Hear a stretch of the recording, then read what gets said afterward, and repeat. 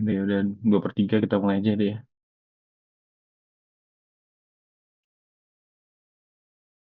Iya, dokter. Monggo.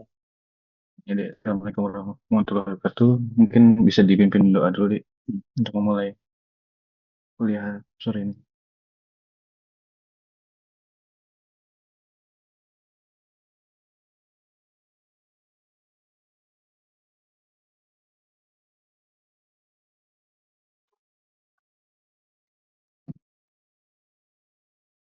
Sebelum memulai perkuliahan pada sore hari ini, marilah kita membaca doa belajar. Doa belajar dimulai. Bismillahirrahmanirrahim. Ditu billahi robba wa bil islami dina wa bi muhammadin nabiyya wa rasulah. Rabbi zidni ilma warzuqni fahma. Benar. Doa belajar sudah cukup. Eh, Monggo dokter. Oke. Em, saya share screen ya deh ya. Boleh ya. Nanti slide-nya saya kirim yang baru ya.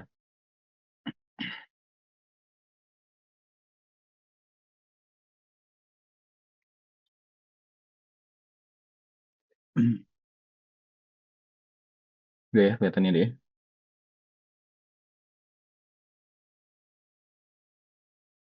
Oke. Ya, pada kesempatan sore hari ini ya saya akan membahas 4 topik ya, obesitas, dislipidemia, hiperuremia, dan sindrom metabolik ya. Baik, untuk yang pertama dulu, obesitas.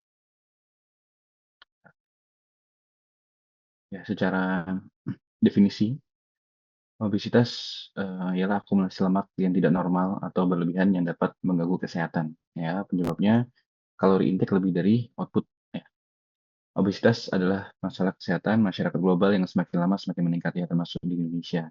Di kalau dulu itu kebanyakan permasalahan adalah infeksi ya, deh ya. Terus kemudian dengan munculnya antibiotik ya, antivirus ya, terus kemudian eh, kesejahteraan ya, sosial ekonomi semakin baik. Nah, ini infeksi turun, yang naik adalah masalah non communicable disease ya. Jadi yang penyakit yang tidak menular ya. Salah satunya adalah obesitas.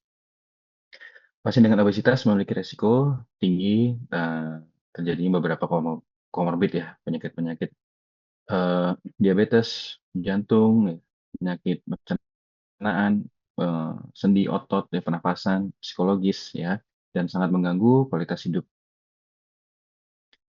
Ini energi balance ya, Dek, ya.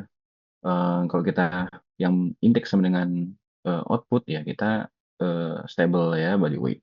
Kemudian kalau kita lebih banyak intake-nya ya dibanding kalori out-nya ya weight gain ya. Kalau kebalikannya, kalau out-nya lebih banyak pada intake ya kita weight loss. Ini hitung-hitungan sederhananya seperti ini. Kalau obesitas ya jelas ya kalori in lebih banyak daripada kalori out yang berlangsung sudah lama ya hingga BMI-nya sudah melebihi batas ya.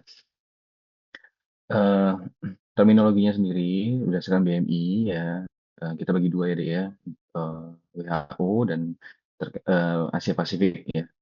Tuh, eh, underweight sama-sama kurang dari 18,5 normal. Nah, ini yang beda ya. Kalau di Asia Pasifik dia 18,5 sampai 22,9, sedangkan yang WHO 18,5 sampai 24,9. Overweight yang Asia Pasifik 23 sampai 24,9, untuk yang WHO 25 sampai 29,9. Untuk obes di Asia Pasifik lebih dari 9,25 ya. Untuk WHO lebih dari 9,30. Ini dibagi lagi deh ya, obes 1, obes 2, obes 3 ya. Nah, obes 1 30 sampai 34,9, kemudian obes 2 35 sampai 39,9, dan obes 3 lebih dari sama dengan 40 ya. BMI sendiri ngitungnya ya ini ya. Satuannya di kilogram per meter persegi. Jadi berat badan dibagi eh, tinggi ya dalam meter, eh, dikuadratkan ya. Nah, ini yang dihafalkan ya, Dek, ya. Ini harus hafal ya. Obes 1, obes 2, obes 3 ya, underweight, overweight. Prevalensinya tahun 2022 nih yang eh, paling akhir ya, 4 tahun yang lalu, ini sudah lebih dari 1 miliar orang dengan obesitas ya, BMI lebih dari 30 di seluruh dunia. Di mana 43% dewasa itu overweight dan obesitas ya. Jadi ini sangat tinggi sekali. eh, Ya 4 dari 10 ya orang di dunia itu overweight atau obesitas.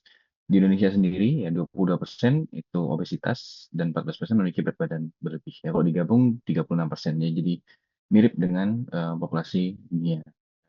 Provinsi dengan tingkat obesitas tertinggi di Sulawesi Utara, ya, kemudian DKI Jakarta, lalu Kalimantan Timur. Ya.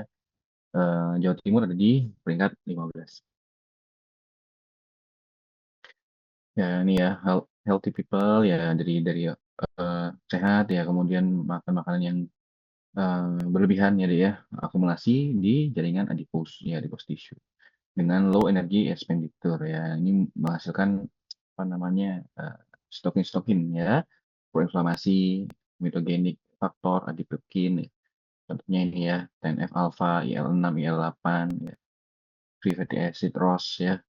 Kemudian terjadi utamanya ini yang paling atas ini, di insulin resistance ya, dan lain-lainnya juga, sehingga terjadi obesitas dengan berbagai penyakitnya. Faktor resikonya makanan ya, ya. Tinggi kalori, terutama yang mengandung banyak gula dan lemak ya, mungkin kalau zaman sekarang itu kita kategorikan bisa jadi yang ultra processed food ya. Kurangnya aktivitas fisik ya, stres, genetik, kurang tidur atau tidur yang tidak berkualitas, obat-obatan dan kondisi penyakit tertentu. Jadi ada banyak sekali ya resikonya genetik ya. Ini tidak selalu muncul ya, tapi dia rentan ya terhadap terjadinya obesitas ya. Usia, gender ya, eh, etnis, income, education ya, sebagainya. Tipe-tipe, nah ini ada generalized obesity, jadi body fatnya terdistribusi merata di seluruh tubuh. Central obesity ini hanya di daerah perut dan organ dalam ya, gitu. Ini yang mungkin lebih beresiko ya terhadap gangguan-gangguan penyakit-penyakit metabolik seperti eh, apa namanya, resistensi insulin ya, yang ujung-ujungnya bisa jadi diabetes mellitus. Subcutaneous obesity ini biasanya eh, terdistribusinya di pinggang, paha, bokong ya, seperti itu. Metabolically healthy obesity, jadi kalau dihitung ya BMI-nya dia obes ya, tapi secara metabolik dia sehat. Biasanya pada eh, olahragawan ya deh ya, pada atlet ya, itu biasanya kalau kalian timbang ya dia berat badannya berlebih ya, tapi dia sehat. Ada juga kebalikannya, metabolically obese, normal weight ya. Ini jadi kalau dihitung apa namanya, berat badannya normal ya, tapi dia secara metabolik dia obes ya. Biasanya yang massa ototnya itu rendah ya. Genetic obesity tadi yang secara genetik diturunkan ya. Sarcopenic obesity biasanya pada orang-orang tua ya, deh ya. Karena berhubungan dengan usia dan mungkin penyakit-penyakit kronis juga yang berhubungan dengan imobilitas ya. Tuh, jadi dia kehilangan massa otot dan kekuatan otot ya. Kemudian ada hormonal ya. Hormonalnya akibat ketidakseimbangan hormon dan gangguan endokrin. Jadi penyakit-penyakit tertentu, nah, itu bisa memicu terjadinya obesitas ya. Ini penyakit-penyakit dan kanker yang berhubungan dengan obesitas ya, jadi banyak sekali. Stroke, depresi, sleep apnea, ya, GERD, crash, ya, kidney failure, infertility, ya, eh, diabetes tentu saja, gallbladder ya, problem, kemudian liver disease, ya, dan sakit jantung ya. Untuk risk of cancer ya, ini juga hampir semua ya, dia ini berhubungan dengan obesitas ya.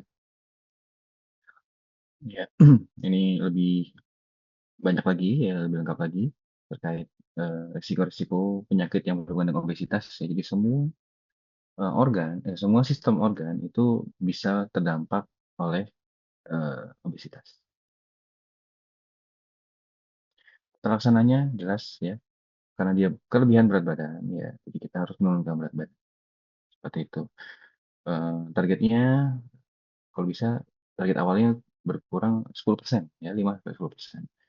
Turun 10% ini sudah terbukti menurunkan secara signifikan risiko penyakit-penyakit yang berhubungan dengan obesitas ya. Itu untuk yang gangguan liver dan sleep apnea ya, ini 10% juga ya. Mengatur pola makan ya. Tadi eh, intake ya itu harus lebih kecil daripada output nih. Defisitnya nggak boleh terlalu besar ya deh ya. Secara teori targetnya segini, 500 sampai 600 kilokalori defisitnya. Jadi kalau kebutuhannya 2000, maka kalori intake-nya hanya boleh 1500 ya.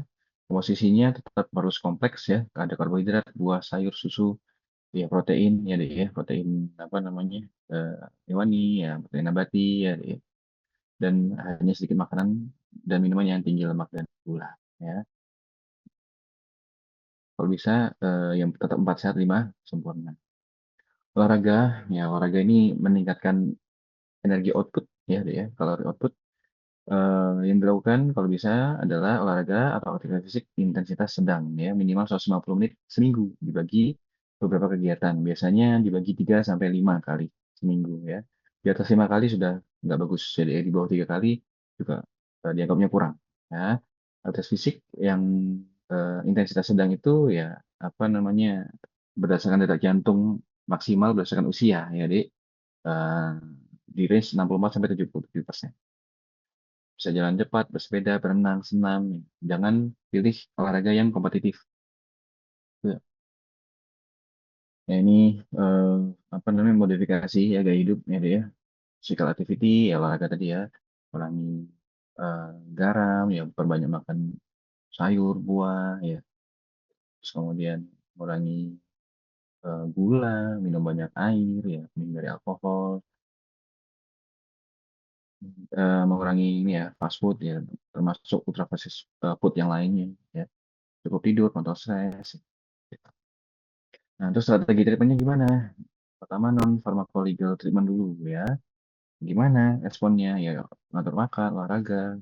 Kalau memang baik ya kita lanjutkan. Tapi kalau eh, tidak baik ya responnya, BMI lebih dari 30 ya, BMI lebih dari 27 dengan apa namanya ada penyakit-penyakit berhubungan dengan obesitas ya gitu ya. Biasanya yang paling eh, sering diderita itu gangguan-gangguan sendian ya, nyeri lutut, nyeri pinggang ya seperti itu.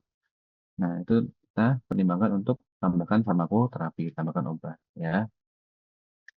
Kalau misalkan lebih dari sama dengan 2 kilo dalam 4 minggu pertama, termasuk good response ya, dilanjutkan tambah dengan exercise ya. Tapi kalau cuman kurang 2 kilo ya di 4 minggu awal, kita lihat dulu apakah dosisnya sudah tepat ya, apakah pasiennya itu rutin ya. Kalau memang sudah baik, tetap tidak respon, maka kita bisa pertimbangkan untuk bisa ganti obat ya, atau kita pertimbangkan untuk terapi yang lainnya ya. Ini yang terbaru ya, ya obesity treatment ya, yang sudah di-approve oleh FDA karena kebanyakan obat-obat obesitas yang zaman dulu itu resikonya tinggi ya, ya, gitu ya, banyak efek sampingnya ya. Nah ini apa liraglutide, semaglutide, tirzepatide ini nih eh, lagi happening beberapa tahun belakangan ya, Dek, ya. Ini GLP-1 agonis ya. Ini sebenarnya dipakai untuk obat diabetes sebetulnya utamanya ya.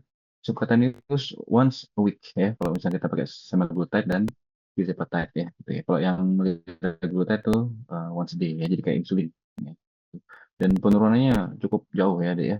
Expected nih. Bisa sampai 15 kilo, 23 kilo. Ya. Nah, ini dia bekerjanya tuh pada banyak hal ya, termasuk kontrol gula, termasuk apa namanya mengurangi eh, waktu pengosongan lambung ya, dia bekerja di otak juga gitu. Jadi macam-macam ini apa namanya tujuan terapinya. Orlistat ya, lipase inhibitor ini dia per oral ya, dia itu mengurangi penyerapan lemak di GI tract ya. Terus yang dua bawah ini ya ini lama ya, ini hati-hati penggunaannya. Dia ini untuk kontrol appetite ya, jadi mengurangi nafsu makan ya. Gitu. Sekarang sudah banyak diganti sama yang atas ini, gitu, yang GLP-1 agonis. Gitu. Karena dia lebih banyak manfaat dalam berat badan, dia juga mengatur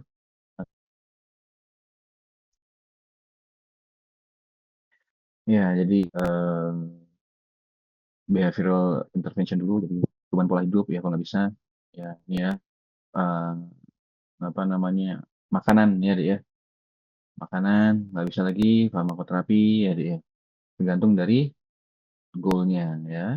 Farmakoterapi nggak bisa juga ya endoskopik prosedur. Jadi dipasang balon ya di dalam kateter ya ditinggal. Kalau nggak bisa juga surgery ya. Ada 3 jenis ya surgery ya, Dek, ya. Bariatrik ini yang paling simple ya. Vertical sleeve gastrectomy. Jadi dia potong aja ya. jadi mengecil ukuran lambungnya. Terus ini terus NG gastric bypass ini biasanya ini bagus untuk pasien-pasien yang obesitas ya, gitu. Karena dia bypass jadi ya dari esofagus dia masuk ke yeyunum ya melewati gaster. Ya, dia jadi makanannya itu tidak diserap dengan sempurna ya gitu. Sama apalagi di road 2 gastro jejunostomy ya. Jadi ada yang dibuang ya di bagian gasternya. Jadi mirip-mirip yang kedua ini, tapi dia tetap ada bagian lambungnya yang masih ada. Gitu. Tidak langsung dibalik. Ada juga sekarang yang dipasang alat di ininya, apa eh, lesnya, lower esophageal sphincternya itu juga. Itu yang pertama ya tentang obesitas ya. Yang kedua dyslipidemi. Dyslipidemi didefinisikan sebagai lipid plasma yang tidak normal, ya terjadi peningkatan TG, kolesterol total, dan LDL, serta penurunan HDL ya. Yang kita tahu HDL itu adalah kolesterol baik ya, sedangkan LDL adalah kolesterol jahat ya. Tuh, dyslipidemi ini merupakan faktor risiko potensial utama untuk terjadinya penyakit kardiovaskular. Prevalensinya meningkat seiring bertambahnya usia ya. Di Amerika ya, sepertiga ya orang dewasa yang di atas 20 tahun itu memiliki kadar LDL kolesterol yang tinggi. Ini apa namanya? eh ini diapalin ya dia klasifikasinya ini. Kolesterol total ya di bawah 200, borderline 200-239. Kemudian LDL ya optimalnya di bawah 100 ya disebut tinggi di atas 160. Nah, HDL 40, 60 ya. TG 150 ya normal. Sangat tinggi di atas sampingan 500. TG ini baru kita terapi kalau dia mencapai limit ini sangat tinggi, lebih dari 500. Kalau dia di bawah 500 sebenarnya dia tidak wajib ya diterapi. Apalagi kalian sudah memberikan obat statin ya untuk misalkan dia ada peningkatan LDL juga gitu. Jadi eh, kalau bisa tidak digabung ya antara obat untuk menurunkan TG dan menurunkan LDL. Ya ini fatty plaque gitu ya. Jadi pada pasien-pasien yang punya resiko ya diabetes, ya darah tinggi dan lain sebagainya, itu pembuluh darah ini ya bagian endotel ini gampang rusak ya. Ketika rusak, LDL ini akan tertimbun ya di dalam eh, apa namanya endotel tadi ya gitu. Nah, si LDL yang lain itu akan menarik diri ya dia ke situ juga gitu. Jadi semakin lama semakin banyak, semakin tebal ya. Ditambah dengan ada fibrin, ya ada trombosit juga ya semakin eh, kuat ya ikatannya. Jadi ateroskllerosis ya. Lipideminya diklasifikasikan ya jadi dua, primer dan sekunder ya. Primer itu genetik ya. Sekunder itu karena yang umum ya pada dewasa ya karena gaya hidup ya. Jadi, kalau primer ya mutasi genetik ya dia untuk yang sekunder ini bisa karena konsumsi alkohol yang berlebihan, gaya hidup yang tidak aktif, ya asupan makan yang berlebihan dari lemak jenuh, kolesterol, lemak trans, ya. Ada juga yang disebabkan oleh penyakit-penyakit ya, penyakit-penyakit kebanyakan metabolik ya, itu diabetes, gangguan ginjal, ya, sirosis, tuh. Nah ini ya, penyakit-penyakit yang berhubungan dengan peningkatan kolesterol ya, kolesterol total dan LDL ya, hipotiroid, ya nefrotik, lupus, ya. Terus kemudian apa namanya penyakit kolestatik hati. Ya, kalau untuk tinggi dan VLDL, diabetes, obesitas, konsumsi alkohol, hipotiroid juga, ya, obat anti hipertensi, ya, terapi kortikosteroid, resepsi orang, ya gagal ginjal. Jadi tidak selalu eh, salah tanda kutip ya salahnya pasien ya bukan dari makanan ya tapi dari penyakit yang diderita oleh pasien. Dan gejalanya eh, umumnya tidak bergejala ya. Dia gejalanya itu muncul ketika dia sudah nyumbat ya. Jadinya apa? Ya PJK ya jantung koroner, stroke ya neuropati. Ya, itu kalau dia LDL. Kalau TG itu kalau dia baru bergejala kalau dia di atas 1000 menyebabkan pankreatitis akut. Dia tidak menyumbat di pembuluh darah tapi dia di posisi di jaringan ya terutama di eh, apa namanya ya organ-organ penting ya dia, salah satunya pankreas ya, jadi pankreatitis akut ya. Bahkan kalau dia dulu tinggi lagi di atas 2000 ya, jadi arteri venanya tambah putih ya dia. Terus juga apa namanya plasma ya itu juga seperti susu ya, jadi putih ya. Rasanya gimana? Sama seperti obesitas tadi. Yang pertama adalah modifikasi gaya hidup ya, ya itu diet, aktivitas fisik, ya berhenti merokok. Obat-obatannya macam-macam ya, golongan statin yang paling sering ya didengar ya dia, simvastatin, atorvastatin, osuvastatin. Itu cara kerjanya menghambat secara kompetitif enzim HMG-CoA reduktase. Ya.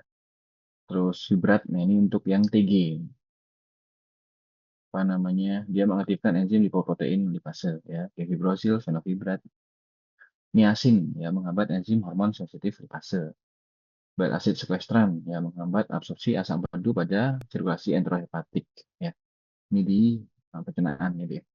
Asam lemak omega 3 menurunkan kadar TG. Ya, acetamide menghambat absorpsi kolesterol oleh usus halus. Ini bisa nih seringnya dikombinasi antara statin misalkan ya dengan acetamide. Inhibitor PCSK9 ya, ini yang termasuk yang baru ya dia. Ini dia eh, suntik ya dia. Seperti insulin itu degradasi reseptor LDL tiap 2 atau 4 minggu sekali. Kalau kita pilih ya dia ya, obat-obatan menurunkan kolesterol ya. Yang pertama ini apa namanya targetnya dulu apa? Kalau misalkan targetnya adalah LDL ya, ya kita lihat ya LDL mana yang paling besar nih. Mana yang paling besar? Ya ini ya inhibitor PCSK9 ya gitu ya. Tapi dia belum banyak tersedia ya, belum tersedia di Indonesia. Jadi kita pilihnya statin. Nah, selain dia menurunkan LDL, dia bisa menaikkan HDL dan menurunkan TG. Jadi, kenapa kok tidak dikombinasi dok, berat dengan statin? Ya, karena ketika kita memberikan statin, TG-nya ikut turun. Sedangkan kalau misalkan TG-nya yang dominan tinggi, ya lebih dari 500, nah, kita pilihnya adalah fibrat, karena dia bisa menurunkan cukup banyak deh, 20-50%. Kemudian fibrat juga menurunkan LDL juga. Jadi ini pilihan, jadi salah satu tidak, sebaiknya tidak dikombinasi. Kenapa dok? Selain efeknya sama-sama membantu ya, gitu ya. Dan dia sama-sama ini di miopati ya, gangguan di otot gitu. Jadi double ya deh ya. Kemudian yang lain ya deh ya. Ini kita tadi ya kombinasi ya, misalkan dia sudah pakai statin tapi masih kurang nih, LDL-nya masih butuh turun ya, kita kombinasi ezetimibe ya. Atau apa namanya, obat-obat yang lain juga masih boleh ya, asalkan dia tidak sama efek samping gitu. Dan kita sesuaikan dengan kontraindikasinya ya, apakah pasien punya eh, penyakit penyerta ya, seperti gangguan liver, kemudian apa namanya, gangguan fungsi ginjal ya, gitu. Ya, kita bagi tiga ya deh ya, yang low intensity, moderate intensity, dan high intensity. Yang low ini dia menurunkan targetnya kurang dari 30%, kemudian yang moderate 30-50%, kemudian eh, yang high ya ini lebih dari sama dengan 50% ya. Ini obatnya bisa sama tapi dosisnya yang berbeda ya. Yang low ini simvastatin 10, tapi kalau dia naik simvastatin jadi 20, dia jadi moderate. Terus kemudian Ator 20, 10 sampai 20 dia masuk moderate, tapi kalau dia kita naikkan jadi 40 sampai 80 dia masuk high ya. Prosu ini yang paling tinggi ya dia ya. Kalau kita pakai cuma 10 ya dia moderate ya. Tapi kalau 20 sampai 40 dia high. Jadi tergantung target penurunannya dan tergantung komorbidnya juga. Ya. Ini kalau berdasarkan ini ya, risiko penyakit jantung ya, kalau dia very high, targetnya adalah kurang dari 70 ya. Kalau dia high, risikonya ya kurang dari 100. Moderately high ya, kurang dari 130 ya dia. Itu yang paling aman kalau dia punya ada riwayat jantung, riwayat stroke, ya punya diabetes, punya darah tinggi, ya udah itu serendah-rendahnya sebenarnya. Jadi sampai berapa dok? Ya, baik serendah-rendahnya semakin bagus sebetulnya. Berikutnya hiperurisemia ya, atau asam urat. Hiperuremia didefinisikan sebagai kadar serum asam urat lebih dari 7 ya. Karena asam urat ini sudah bisa terkristalisasi ketika kadarnya lebih dari 6,8. Ya. Hiperuremia diklasifikasikan sebagai simptomatis ya atau bergejala ya atau asimptomatik. Gejala asam urat itu biasanya bisa di persendian ya, bisa juga di ginjal ya, di asam urat diketahui memiliki hubungan dalam berbagai gangguan kesehatan ya. Ini juga eh, apa namanya eh, berteman baik ya dengan kolesterol ya. Dia menyebabkan kerusakan jaringan dan meningkatkan risiko beberapa penyakit lain ya seperti hipertensi, dislipidemia, obesitas, sindrom metabolik, diabetes ya. Ini ya teman-temannya tadi yang kita sudah sebut ya. Jadi kalau kena satu, biasanya yang lainnya ikut. Asam urat adalah asam lemah yang dihasilkan sebagai produk akhir metabolisme purin. Ya, jadi kebanyakan justru dari endogen deh, dari dalam tubuh kita. Jadi sel-sel yang mati ya, ini ya, itu akan menghasilkan asam urat dan dia dibuangnya lewat pencernaan dan lewat ginjal. Nih ya, produksi purin endogen itu 500 sampai 600 miligram ya, sedangkan asupan yang kita peroleh dari makan itu cuma 100 sampai 200 miligram saja. Jadi sebenarnya kecil yang dari makanan, yang paling besar dari dalam ya. Produk makanan yang kaya purin ya, yang perlu dihindari ya, daging ya, daging utamanya itu jeroan ya, daging merah juga ya, dia, tapi paling tinggi itu kandungannya di jeroan ya. Terus kemudian produk-produk eh, laut ya, dia ikan-ikan laut ya, eh, apa namanya, yang sini ikan teri ya, sarden ya, sebenarnya juga cumi, udang ya, itu juga tinggi ya, dia. Kacang-kacangan ya, ragi ya, dia seperti apa namanya, tape ya, bir ya. Ini apa faktor resikonya? Makanan, usia ya, laki-laki lebih rentan ya dibanding wanita. Lebih mudah biasanya. Riwayat keluarga ya, jenis kelamin bagi laki-laki lebih banyak daripada wanita, dan ada obesitas. Ini food to avoid ya, red meat ya, organ meat ya, processed food ya. Ultra processed food ya, balik lagi ya, kita sebut lagi ya, dia bisa eh, diolah ya. Produk akhirnya adalah asam urat.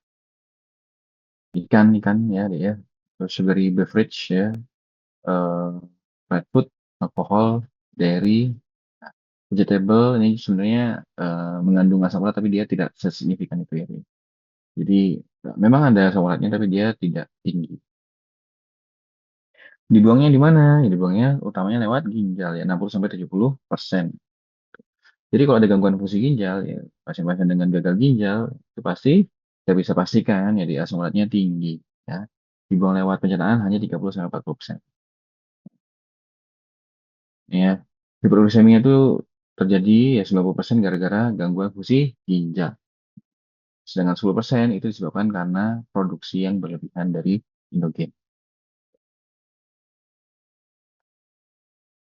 Ya, ini eksogen, endogen, ya itu dia. eh, ini fruktos juga ya, ya. Dari apa namanya, eh, pemanis-pemanis ya, ya. Itu jadi purin. Purin jadi santin, dengan sanda oksidase berubah jadi asam urat. Ya. Kalau kelebihannya di sini namanya overproduction, cuma 10% aja.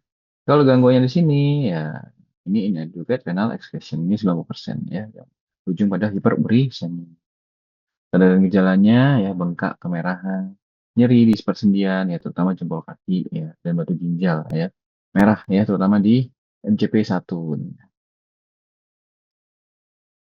Stage-nya ya, stage 1 high uric acid level ya, jadi dia eh, belum menyebabkan gout attack ya, dia belum menyebabkan eh, serangan ya, dia akut gout. Nah, ini mulai bengkak ya, nyeri, cokot-cokot, cenut-cenut ya, sejalan bahasanya. Intercritical gout ya, jadi kumat-kumatan ya, kadang kumat, kadang enak, kadang kumat, kadang enak. Kemudian jadi chronic gout ya. Nah, itu udah ada topusnya di sendi-sendi ya. Dan topus ini dia bisa tersebar di seluruh tubuh gitu ya. Nggak cuman di MCP1 saja. Terlaksananya sama seperti sebelumnya, modifikasi gaya hidup ya. Terutama makanan ya, kemudian ya healthy lifestyle ya tadi, karena utamanya dari endogen dari dalam tubuh.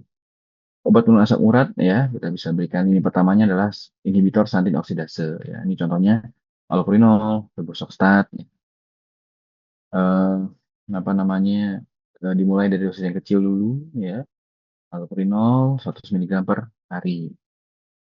Terus kemudian bisa juga kita berikan yang golongan uricosuric, ya, itu probenecid, ya, dosis awal 2 kali 500, ya. Buat lini keduanya uricase, ya, rasburicase dan pegloticase, ya, ini kalau dia gutnya parah dan berulang, ya. Uricase diberikan sebagai monoterapi.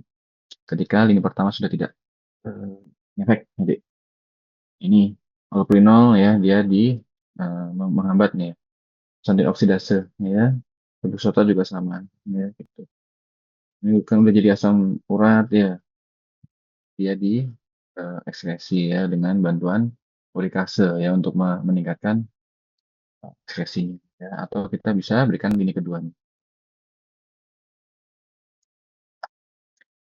Nah, terus kemudian tadi, ya, asam urat tuh didefinisikan sebagai level asam urat dari dalam darahnya lebih dari 7, ya, gitu. Kalau kita bagi dua, ya, kiri dan kanan, gitu, ya.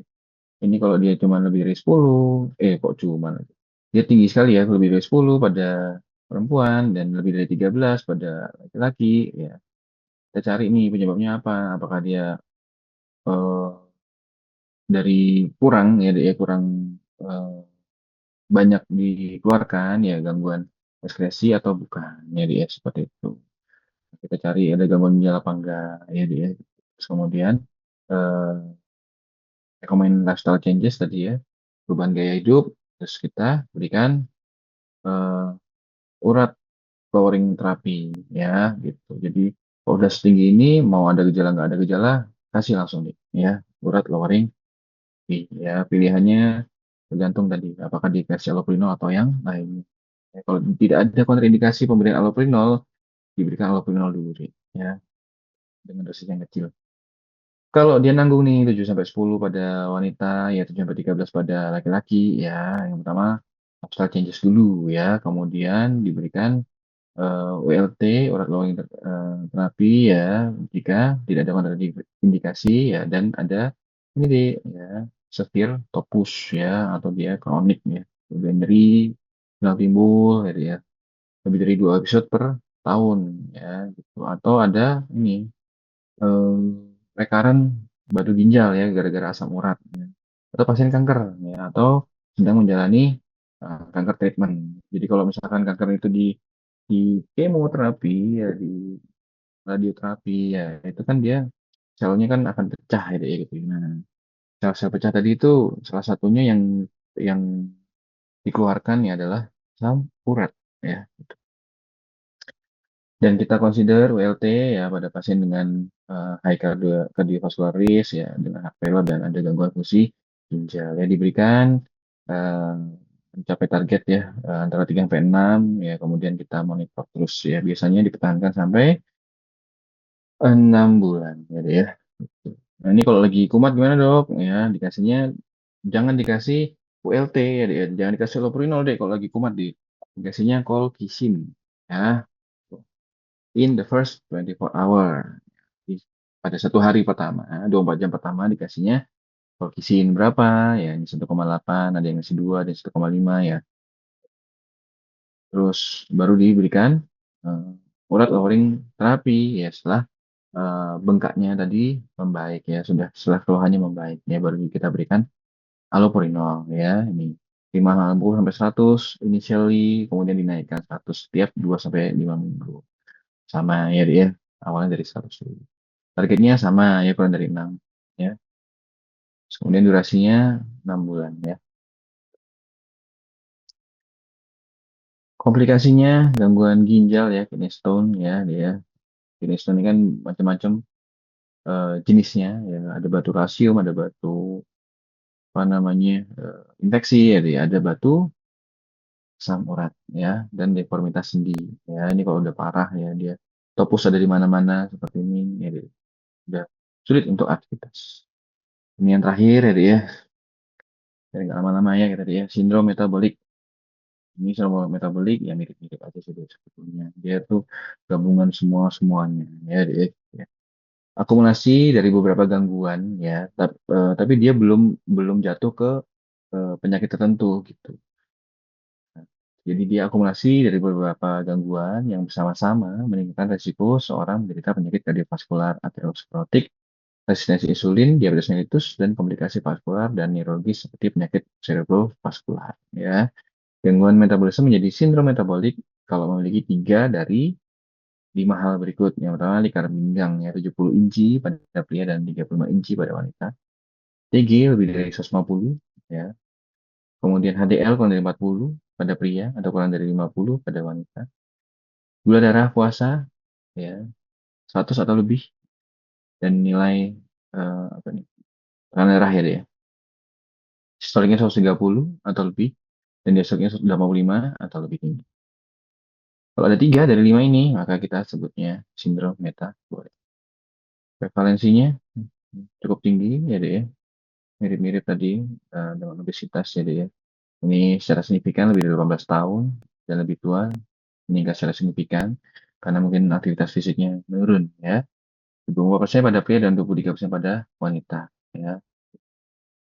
Ini pada tahun 2023 kita lihat kenaikannya deh ya 31% ya deh ya, dari tahun 2020. Terus kemudian yang pria 25,7%. Eh, Sebanyak 846 juta ya pada wanita, dan pada pria 692 juta. Ya. Resikonya riwayat orang tua dengan penyakit kardiovaskular atau diabetes, kemudian riwayat diabetes pada ibu selama kehamilan, pola makan yang tidak sehat, ya, gaya hidup kurang gerak, terus kemudian etnis, fotogenetik, paparan asam rokok. Ya, ini ada banyak ini deh ya, eh, stres oksidatif, ya, inflamasi ya deh ya, itu bisa dari ultra processed food ya dan lain sebagainya ya deh. Dari resistensi insulin juga ya, adanya central obesity, ada apa namanya lemak ya di perut, ya gula darah yang tinggi, insulin resisten, hipertensi, TG yang tinggi, HDL yang turun, ya. Jadi metabolic syndrome ya ujung-ujungnya adalah berhubungan dengan berbagai macam penyakit ya.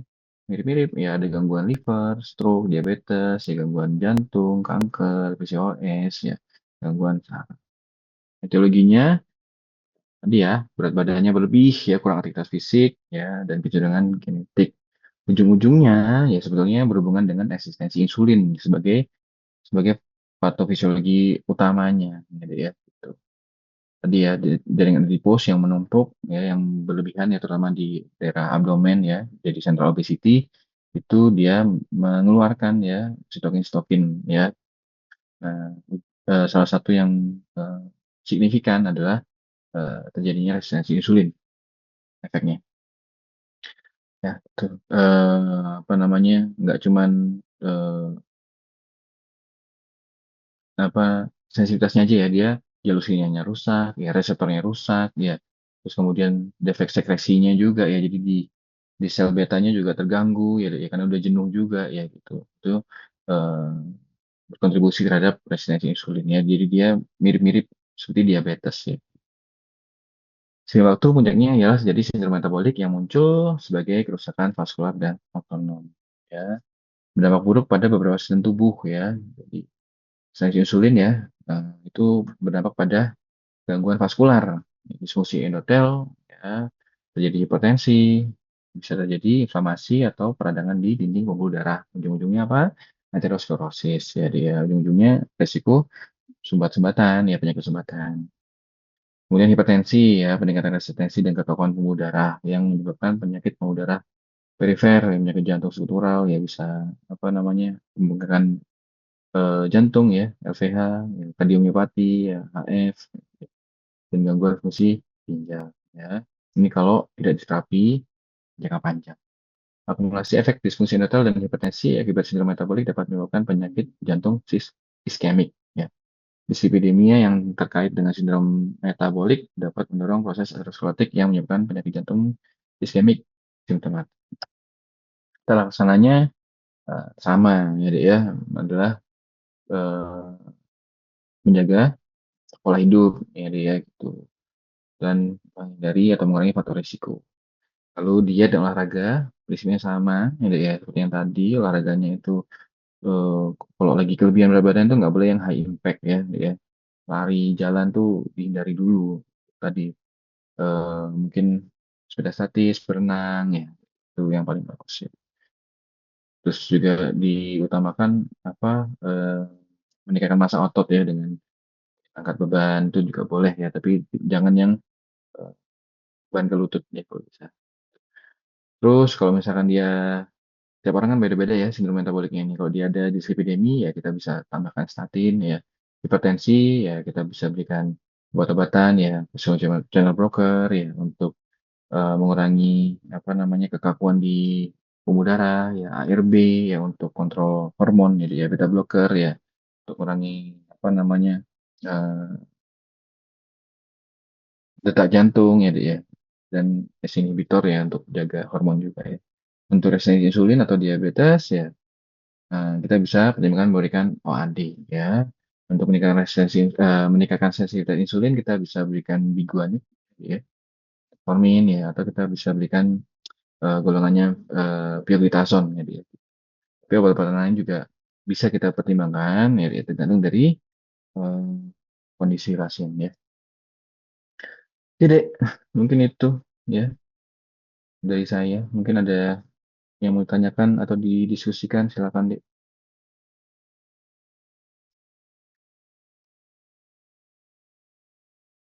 Nanti ini, materinya akan saya share ya, Dek, ya. Nanti dibagi aja.